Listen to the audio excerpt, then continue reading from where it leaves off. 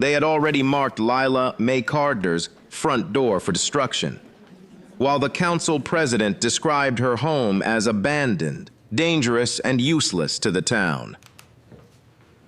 Her parcel is the final obstruction. Behind her, neighbors whispered. Outside, an excavator waited with its engine running. At 3 o'clock, the house where she had raised 3 unwanted boys would be reduced to broken wood and dust. A lawyer? A lawyer? No. An engineer? A contractor? No. There is no reason to delay. A blue envelope rested beneath Lila's hand. Inside, it was something hard, something familiar. Give it to me. It is addressed to Mrs. Carter. But she was too afraid to open it. Then the doors behind her swung wide. A tall black man in a charcoal suit stepped inside carrying a leather case. He walked toward Lila without looking at the council. When he reached the table, he placed an old brass key beside the demolition notice. Lila recognized it instantly. She had given it to an 11-year-old boy 24 years earlier, and before that room learned why he had returned. We need to go back to the night she first gave him a door he was allowed to unlock. At 8:57 on October 17, 2026, Lila Mae Carter sat beneath the fluorescent lights of Cedar Hollow Municipal Hall, while 2 blocks away, a yellow excavator waited with its engine running. The town had already painted an orange X across her front door. Before her lay a demolition notice, a property map, and a yellow file that reduced 40 years of life to a list of violations. Behind her, neighbors whispered about broken gutters, unpaid taxes, and the 3 boys who had once lived in that house. Some remembered them as trouble. Few remembered the biscuits, ironed shirts, and brass keys Lila gave them. Council President Everett Sloan adjusted his cufflinks. Mrs. Carter, this is your final opportunity to explain why the town should delay removal of an unsafe and abandoned structure. Abandoned. Lila looked toward the 3 empty chairs behind her table. She had not requested them. She had invited no one. At 3 that afternoon, the council planned to authorize demolition and erase the only home 3 unwanted boys had ever been promised they could return to. Lila wore her late husband, Nathaniel's navy coat. Its sleeves covered her trembling hands. Everett turned toward the projector. Photographs appeared. Peeling paint, a damaged porch rail, water stains across an upstairs ceiling. The property at 214 Willow Street has foundation instability and extensive neglect, he said. The town has a duty to protect the public. Someone behind Lila whispered, "It should have come down years ago." She heard it but did not turn. Everett changed the slide. A development map covered the wall. The Rivergate corridor will bring jobs and tax revenue. Mrs. Carter's parcel is the final obstruction. Obstruction, another word that made a person sound like debris. The clock read 9:06. Lila had less than 6 hours to produce a structural report, evidence of a legal violation, or proof that repairs were funded. She had none. Nia Carter sat in the second row, still wearing nursing scrubs. The night before, she had begged Lila to call the boys. "They have lives," Lila had said. "You are part of those lives." Lila had looked at the 3 empty brass hooks beside her kitchen door. Marcus once called every Sunday. Andre sent birthday flowers. Darnell phoned from a construction site just to ask how long she boiled collard greens. Then months widened between them. Lila never mentioned the leaking roof, overdue taxes, or red notices folded beneath Nathaniel's repair receipts. She had taught the boys to ask for help. She had never learned how to do it herself. As Everett continued, Claire Sloan, the town records clerk, placed a blue envelope beside Lisa's file. Across the front were 4 words, 3 Keys Community Trust. Lisa frowned. A similar envelope had arrived weeks earlier, but she had mistaken it for a donation request and buried it beneath utility bills. Everett noticed the name. Where did that come from? It was delivered for the hearing record, Claire said. By whom? They did not leave a name. Everett reached for it. Give it to me. Claire did not move. It is addressed to Mrs. Carter. A chair creaked. Naya leaned forward. For the first time, Everett looked unsettled. Lila touched the envelope. Something small and hard rested inside. Mrs. Carter, Everett said, do you have legal counsel? No, a licensed engineer. No, an approved contractor? Lila lowered her eyes. No. Everett closed the file. Then there is no basis for delaying today's action. Outside, the excavator gave a low mechanical growl. Lila's fingers tightened around the envelope. The double doors opened. Cold air crossed the floor. A tall black man in a charcoal suit entered carrying a leather case. He stopped beneath the doorway and raised one hand.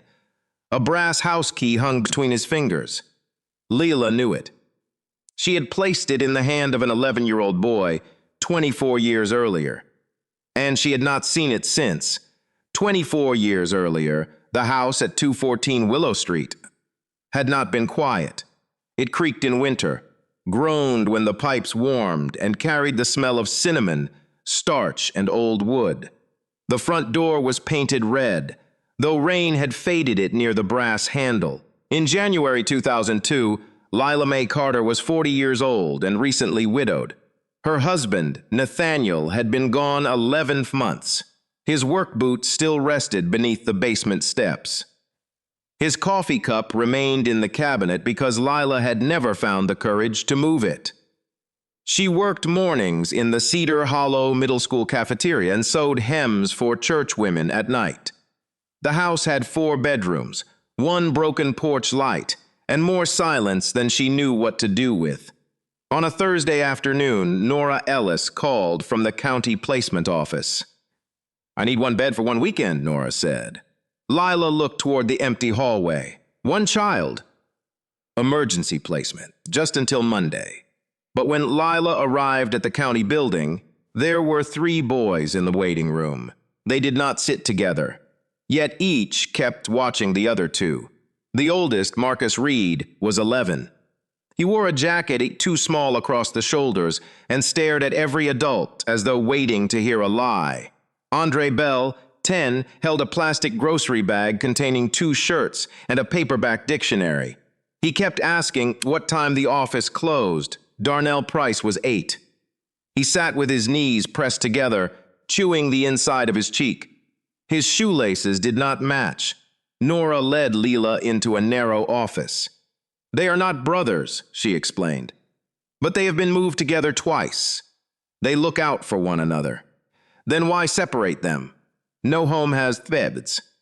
Nora opened the case files. Marcus had been described as defiant. Andre was called manipulative. Darnell was listed as destructive. Lila read the words twice. What did they do? Marcus refuses, so questions. Andre argues with adults. Darnell breaks things. What happened before that? Nora closed the folders. That is usually the better question. The county wanted Marcus sent north, Andre placed across town, and Darnell transferred to an emergency shelter. Lila had only agreed to 1 child. She knew what 3 boys would mean. More groceries, more laundry, more school calls. More questions from neighbors who already believed a black widow living alone should sell her house and move somewhere smaller. Nora lowered her voice. You do not have to do this. Lila looked through the office window. Darnell had slipped half a dinner roll from a paper plate into his sleeve. Marcus noticed and turned his body to block the receptionist's view. Andre kept watching the clock. When would they be separated? Lila asked. Tonight. Lila exhaled slowly. Bring me the forms.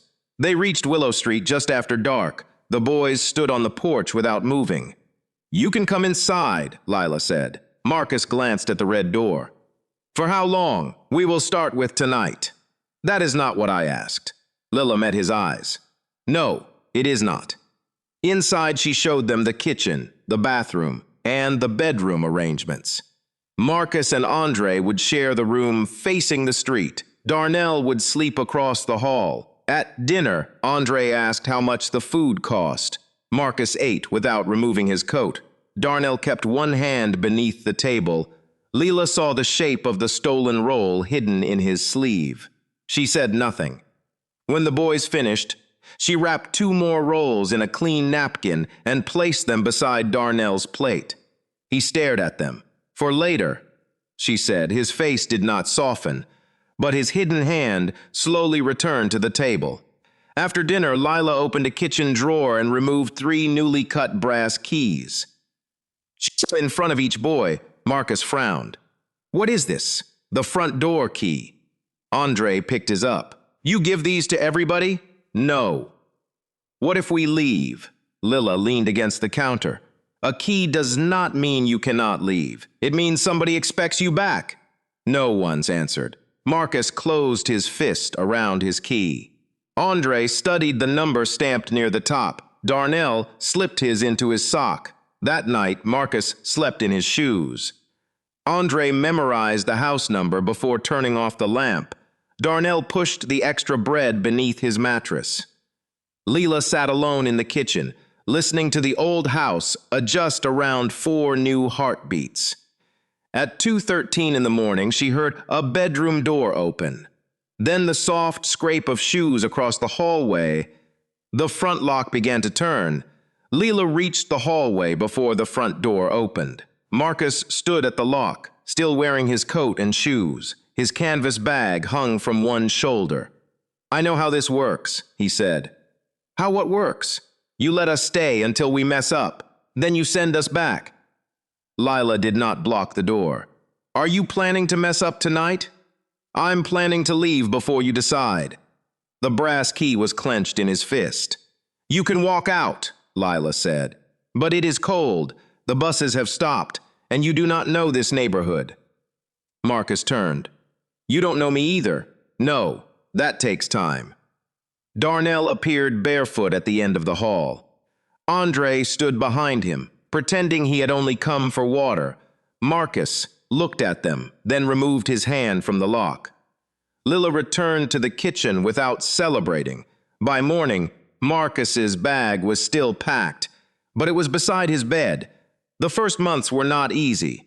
Lila posted 4 rules on the refrigerator. Shows stayed near the radiator. Homework came before television. No one was sent to bed hungry. And the truth, however ugly, could not make a child homeless. Marcus tested rules by refusing to react. Andre challenged their wording. Darnell broke a refrigerator magnet and hid the pieces under a towel. Lila made him help glue it together. At school, the boys carried reputations they had not earned in Cedar Hollow. A teacher moved Marcus's desk beside the door before he spoke in class. A shopkeeper followed Andre through every aisle. When a window cracked during recess, the principal called Darnell's name. Before asking who threw the ball, Lila began keeping a notebook. She wrote dates, names, and exact words. March 4. Marcus removed from science for aggressive silence. March 19. Andre searched at Wilson Market. Noth found. April 2. Darnell blamed for broken window. Another student identified. She kept the notebook because unfair people depended on others forgetting details. At home, change arrived quietly. Marcus began removing his shoes before bed. Andre stopped asking what every meal cost. Darnell left half a biscuit on his plate without hiding it. Lila noticed but said nothing. Trust did not like being watched too closely. The neighbors saw bicycles on the sidewalk and a football in Mrs. Talbot's roses. They did not see Marcus repair her porch. Andre read letters to an elderly neighbor, or Darnell carry groceries for a woman who avoided him. Everett Sloan noticed the house. He was a junior code officer with polished shoes and a black fountain pen with a cracked gold clip. He visited 3 times that spring, first for peeling paint, then for loose gutter. Then for excessive outdoor activity after a noise complaint, Lila read the 3rd notice. Children playing outside is a violation. It becomes a concern when it affects neighborhood standards. Everett said. Whose standards? The town's. He signed the notice with the cracked gold pen. Marcus watched from the porch. That night, he asked why Everett kept returning. Some people inspect houses. Lila said, when what they really want to inspect is who belongs inside them. In May, a silver watch disappeared from Mrs. Garvey's desk. Darnell had stayed after class for a worksheet. By lunch, the principal searched his backpack and called the county. No watch was found. It did not matter. Mrs. Garvey said he had been near the desk. The principal said his history made the accusation believable. Lila arrived in her cafeteria uniform beneath a raincoat. Darnell sat outside the office with his fists between his knees. I didn't take it. I know. You can't know. I know what you look like when you lie. Inside, the principal warned that another incident could force the county to reconsider the placement. Lila opened her notebook. What evidence do you have? This is not a courtroom, he said. No, Lila replied. In a courtroom, you would need evidence. 3 days later, the watch was found in another student's locker. The school quietly removed the accusation from Darnell's file. No apology came. The principal advised everyone to move forward. Lila closed her notebook. My son was accused in public. The truth will not be corrected in private. The next Tuesday, she requested time before the Cedar Hollow School Board, and Everett Sloan was sitting in the front row. The school board meeting was held beneath a portrait of Cedar Hollow's first superintendent, a man whose painted eyes seemed to follow everyone who spoke. Lila stood at the microphone with her notebook open. Darnell sat beside Marcus and Andre in the second row. He wore the blue shirt. Lila had ironed that morning, but his shoulders remained tight. The principal repeated that the accusation had been corrected. Lila looked toward the board. Corrected where? In the student record. Was he accused only in the record? No one answered. She read the dates aloud. The classroom search. The call to the county. The warning that Darnell might be removed from her home. Then she described what happened after the watch was found. Nothing. No announcement. No apology. No adult telling the same students who heard the accusation that Darnell was innocent. He is 8 years old, Lila said. If you teach children that suspicion is public, but truth is private, do not be surprised when they stop trusting both. The board approved a written correction and ordered the principal to address Darnell's class.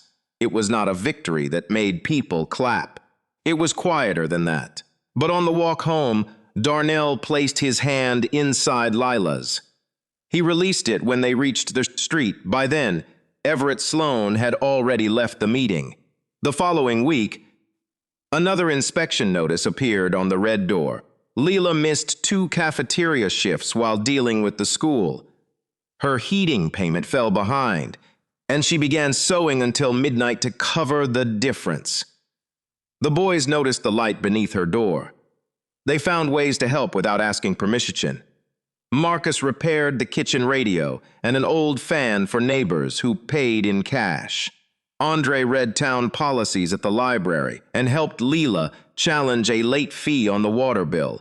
Darnell followed Nathaniel's repair manuals, learning how to sand wood, replace hinges, and measure twice before cutting once.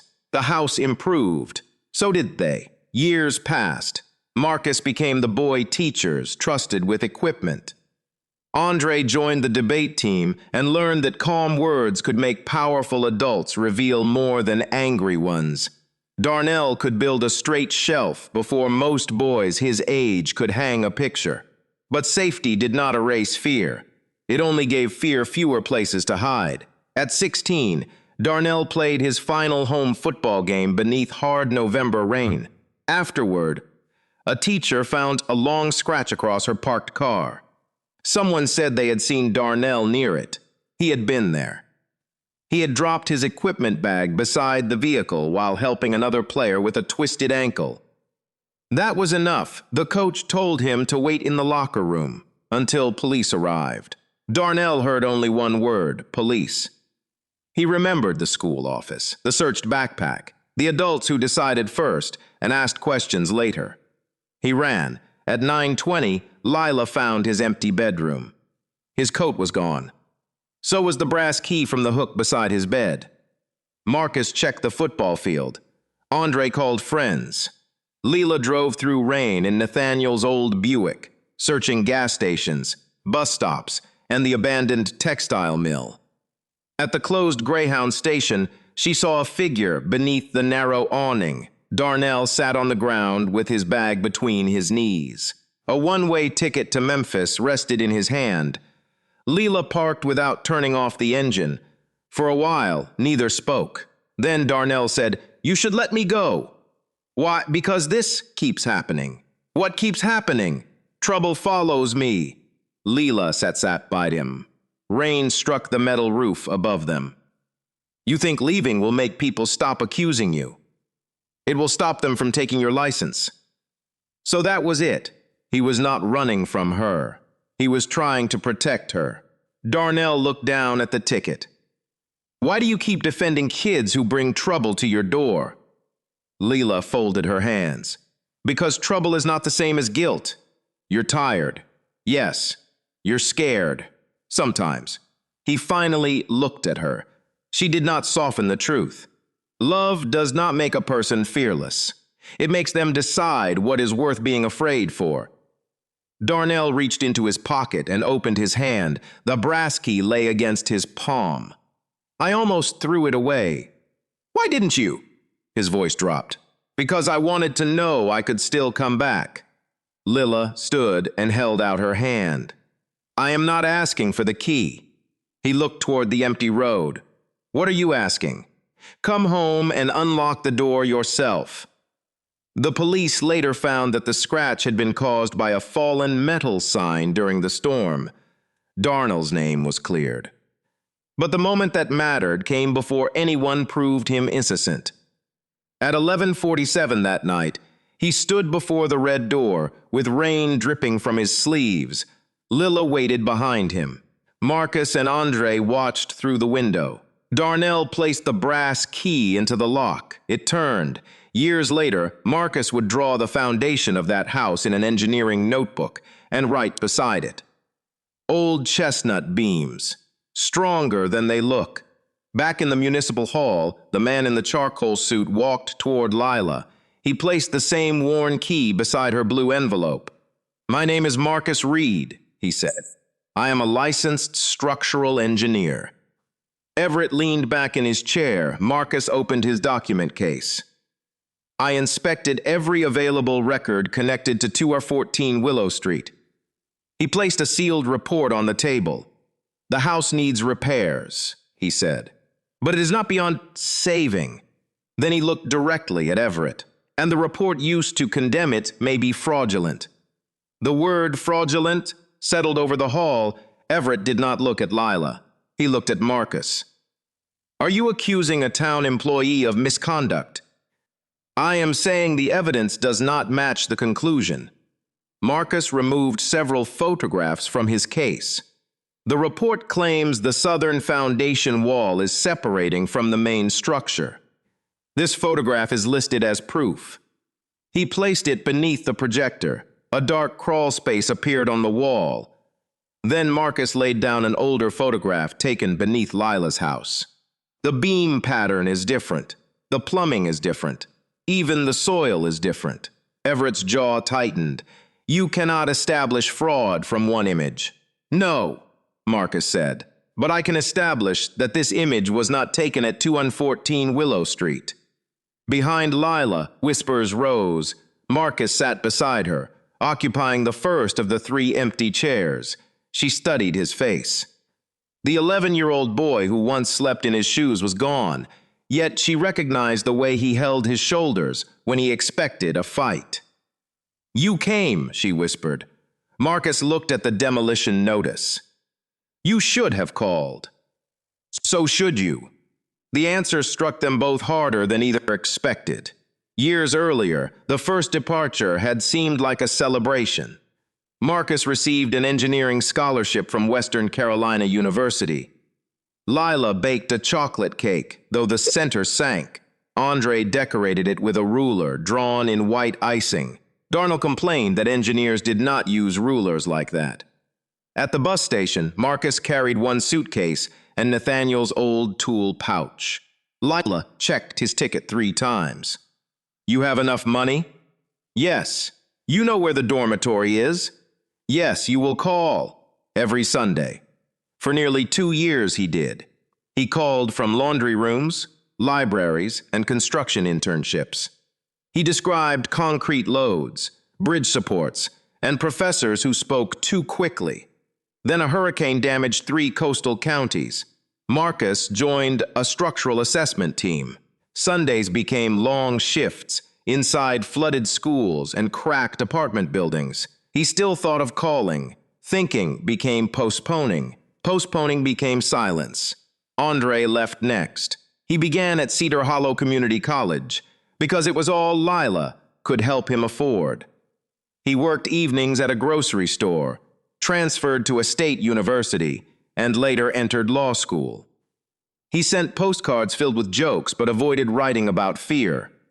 When classmates spoke casually about childhood homes, Andre changed the subject. He could argue housing law before a judge, yet he could not explain why the phrase former foster child still made him feel as though someone had placed an expiration date beside his name. Darnell stayed longest. He worked beside a local carpenter and came home each night smelling of sawdust and varnish. When he finally left to start a repair company in Tennessee, he promised Lila he would replace the porch himself. His first business failed in 14 months. A partner disappeared with customer deposits. Darnell sold his truck, his tools, and nearly everything he owned to repay families. He stopped calling Lila because he could not bear to tell her. She had spent years teaching him he was not trouble. He feared failure had proved her wrong. The house grew quiet 1 bedroom at a time. Lila did not resent the quiet. She had raised them to leave. But there were evenings when she set 4 plates before remembering only 1 person would eat. She kept Marcus's old science medal in the kitchen drawer. Andre's first debate trophy remained on the mantel. Darnell's uneven wooden shelf still leaned slightly above the washing machine. Every Christmas, she expected the red door to open. Sometimes 1 boy came, sometimes 2, never all 3. Nia watched the roof worsen and the porch bend. "Tell them," she said. "They have enough to carry. They would want to know." Lila shook her head. She did not want their return purchased by guilt. By 2025, Cedar Hollow's east side had lost its grocery store, pharmacy, and textile plant.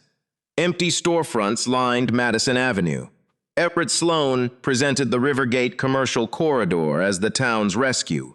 The project promised a hotel, medical offices, restaurants, and hundreds of jobs. Most residents supported it. Then, Nia saw the development map. Lila's properties sat at the center of the proposed access road. Every surrounding parcel had already been purchased. Only 214 Willow Street remained. After a July storm damaged the porch, a red notice appeared on the front door. The town declared the structure an immediate hazard.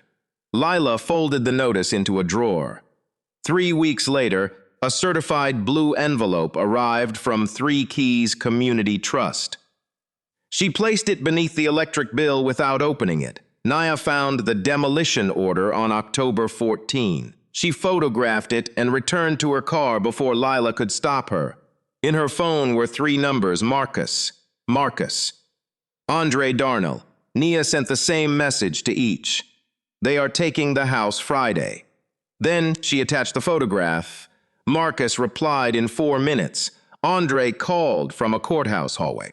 Darnell did not answer. Back in Municipal Hall, the clock read 10:18. Marcus's report could challenge the inspection, but it could not stop demolition alone. Everett knew it, even if repairs are possible, he said. Mrs. Carter has provided no funding and no contractor. The rear doors opened again. A lean black man in a dark brown overcoat entered, carrying a legal folder. He walked toward the second empty chair. "Then it is fortunate," he said, "that the town will not be touching that house today." Andre Bell placed a court-stamped document before Everett. "Emergency injunction." Lila stared at him. 2 chairs were filled. The third remained empty.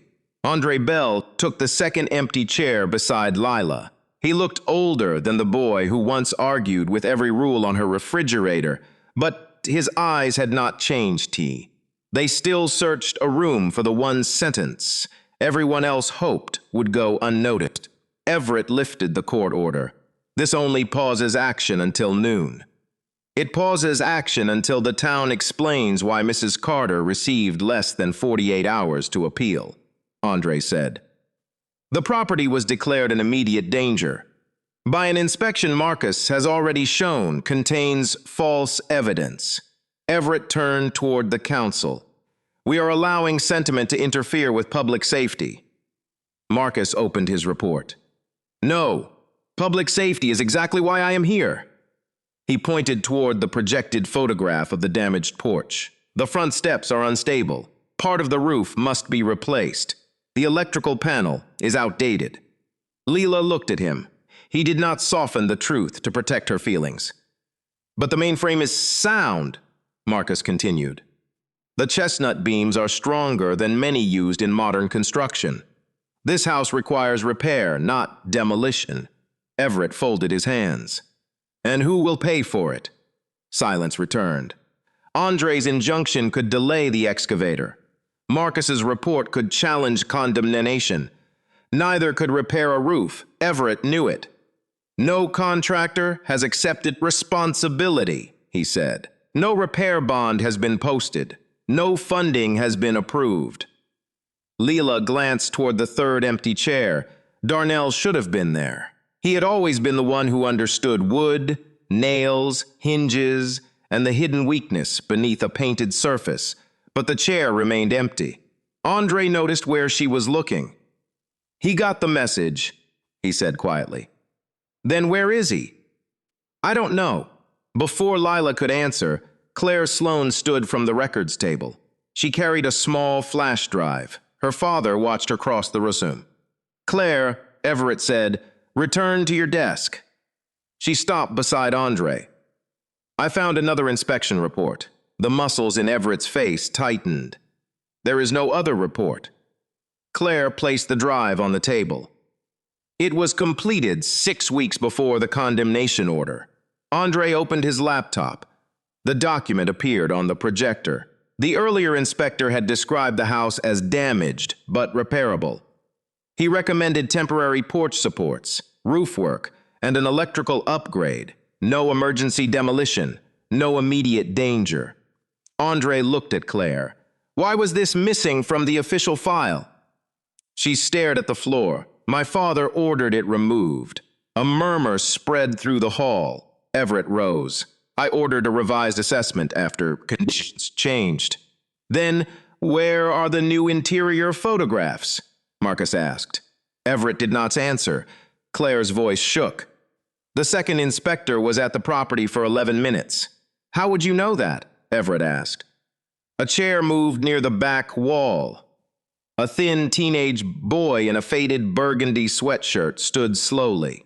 Lila recognized him. Jamal Foster came to her kitchen most afternoons because the temporary shelter closed between school dismissal and evening intake. He did his homework at the end of her table and always kept his backpack on. Jamal held up his phone. "I recorded the truck." Everett stared at him.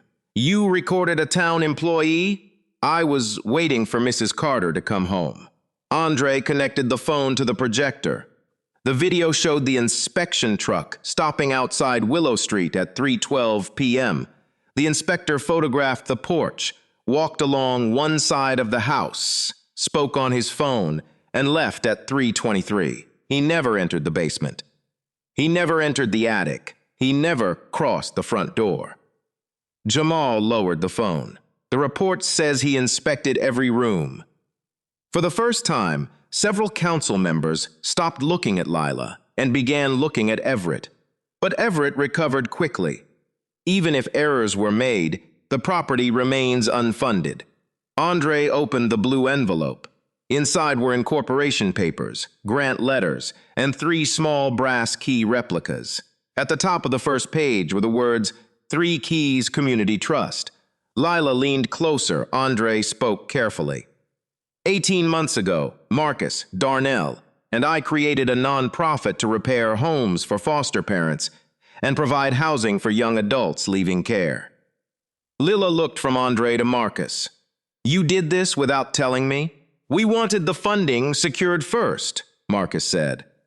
Andre placed another page on the projector. The trust has received private donations, a state preservation grant, and a conditional operating award. "Willow Street was meant to be our first project," he said. "Not a museum, not a monument. A transitional home, bedrooms for teenagers who had reached 18 with nowhere permanent to go. A kitchen that stayed open after dark, a front door they could unlock themselves." Lila touched the blue envelope. All those years she had feared the boys forgot the house. Instead, they had been building a way to return to it. Everett read the funding page. "Financial," he said. "The grant requires a licensed contractor and a complete repair schedule. You have neither." Andre looked toward the empty chair. The clock read 2:41. Outside, the excavator engine grew louder. Then came the sound of air brakes. A work truck stopped in front of Municipal Hall. The rear doors opened. Darnell Price stepped inside, wearing dust-covered boots and a dark green work jacket.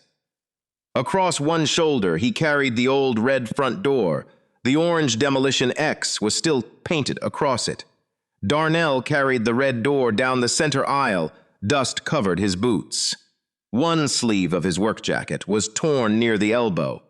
The orange X painted across the wood looked brighter beneath the municipal lights. Lila rose halfway from her chair. "Where did you get that?" "From your front porch." Everett stood. "You removed property from a condemned structure?" "No," Darnell said. "I stopped your subcontractor from removing it." He lowered the door carefully against the council table. At 1:36, a crew arrived before this hearing was finished. They started taking down the entrance. Andre lifted the injunction. They were served before any demolition began. Darnell looked at Everett. "They said they were told to prepare the site." "I gave no order to demolish before authorization," Everett replied. "Then someone working for this town misunderstood you in a very expensive way." A few people in the audience laughed nervously. Darnell did not. He walked to the third empty chair and sat beside Lila. All 3 places were filled. For a moment, Lila saw them as boys again. Marcus with his packed bag, Andre holding a dictionary, Darnell hiding bread in his sleeve. Then Darnell opened a work folder. "My company has accepted the repair contract for 214 Willow Street." He placed his license, insurance certificate, and construction schedule beside Marcus's report. "We can stabilize the porch today. Roof work begins Monday. Electrical replacement will take 12 working days." Everett examined the pages. "At what cost?" $186,000. "And the trust has that amount available." Marcus handed him the grant confirmation. "Combined with private donations and material commitments, yes." Everett read in silence.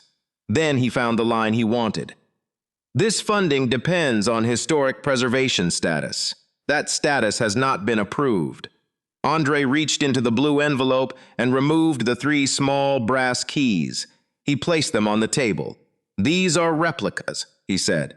"The originals belong to us." Marcus set down his worn key. Andre added his own. Darnell pulled the 3rd from beneath his shirt, where it hung on a plain chain. The metal was scratched and darkened with age. "These keys establish long-term family occupancy," Andre said, "along with school records, county placement documents, utility bills, and witness testimony." Everett shook his head. This was a foster placement, not a historic event. Nora Ellis rose from the front row.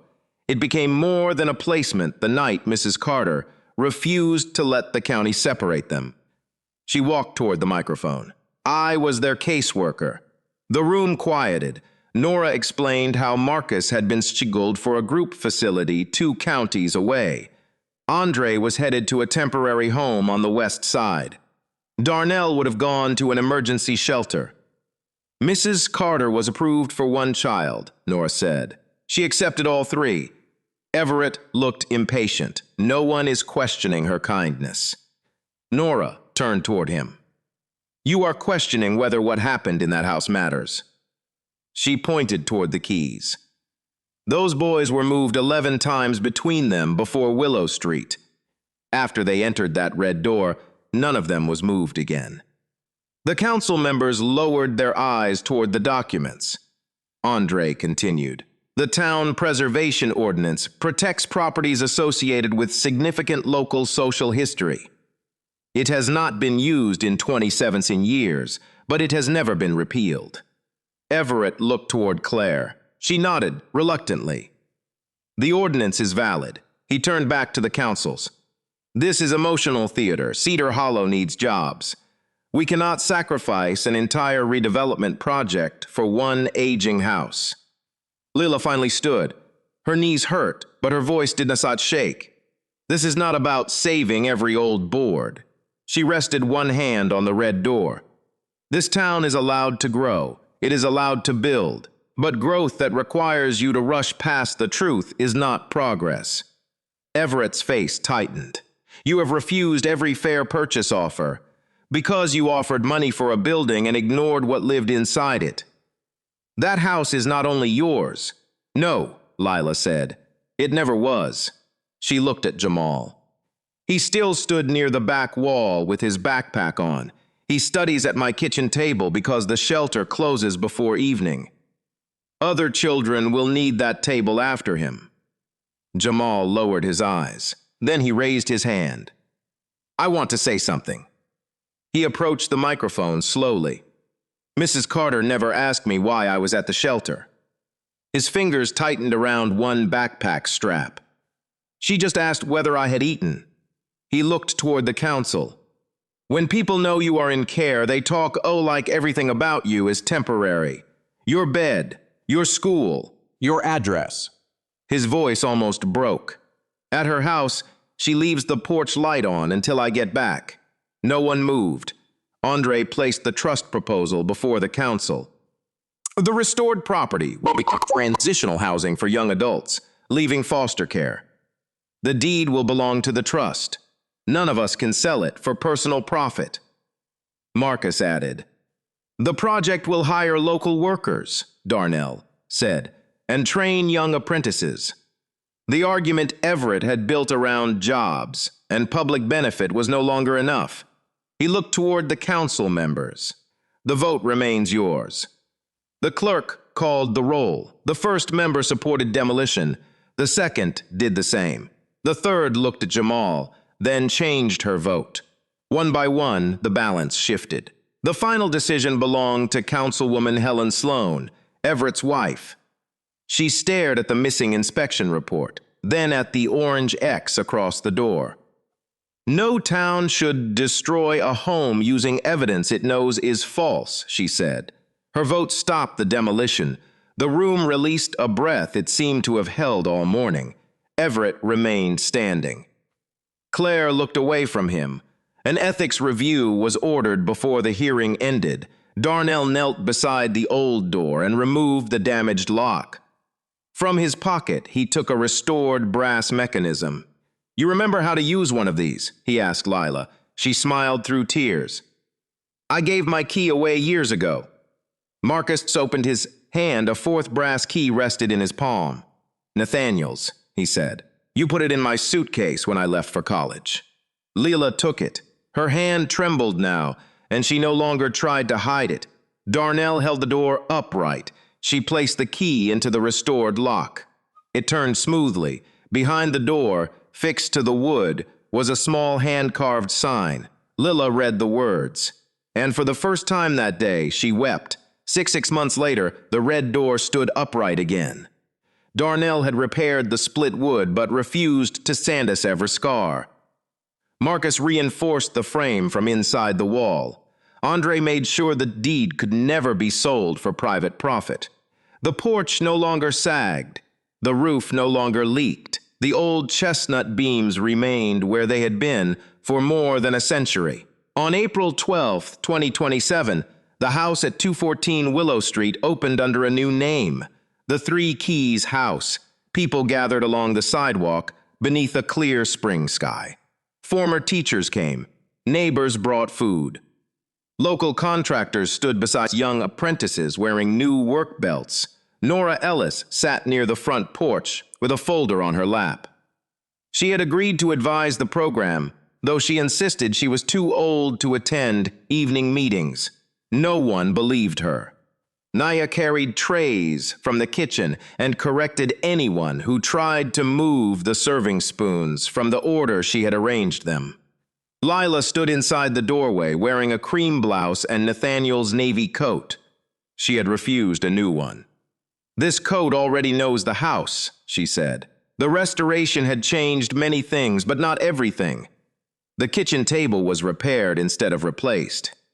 Darnell's crooked shelf still leaned above the washing machine. Marcus's science medal remained in the drawer. Andre's debate trophy still occupied the mantel, though he complained that his hair in the photograph looked criminal. The 3 brass hooks beside the door were still there. Now they held 3 worn keys. Lila had struggled with the attention. Newspapers called her a hero. Strangers sent letters. People thanked her for saving 3 boys. Each time she gave the same answer. "They saved me too." After Nathaniel died, the house had become a place where every sound reminded her of what was missing. Then Marcus arrived with anger hidden behind silence. Andre arrived, with questions sharpened into armor. Darnell arrived carrying bread because he did not believe another meal would come. They filled the rooms with slammed, unfinished homework, laughter, arguments, and the ordinary noise of people learning they were allowed to stay. Lila had given them a home. They had given her a reason to open doors. Everett Sloan did not attend the ceremony. The ethics investigation found that he had pressured staff to shorten Lila's appeal period and ignored the earlier inspection. Because he feared losing the development deadline, he resigned from the council. The Rivergate project continued under new supervision, with the access road moved 3 blocks east. Months later, a delivery truck arrived at Willow Street, carrying an old black sewing machine. The note attached to it contained only one sentence. "My mother said you once taught her how to repair uniforms." Lila recognized Everett's handwriting. She accepted the machine. She did not call it forgiveness. Some wounds needed truth before kindness could mean anything. The sewing machine was placed near the upstairs window, where future residents could learn how to mend torn clothes. And perhaps something else. By noon, guests gathered around the front steps. Marcus spoke first. He thanked every engineer who donated time and every resident who signed the preservation petition. Andre followed with a shorter speech than anyone expected. He looked toward Lila. "For years, I called her my foster mother because I thought the word explained how we met."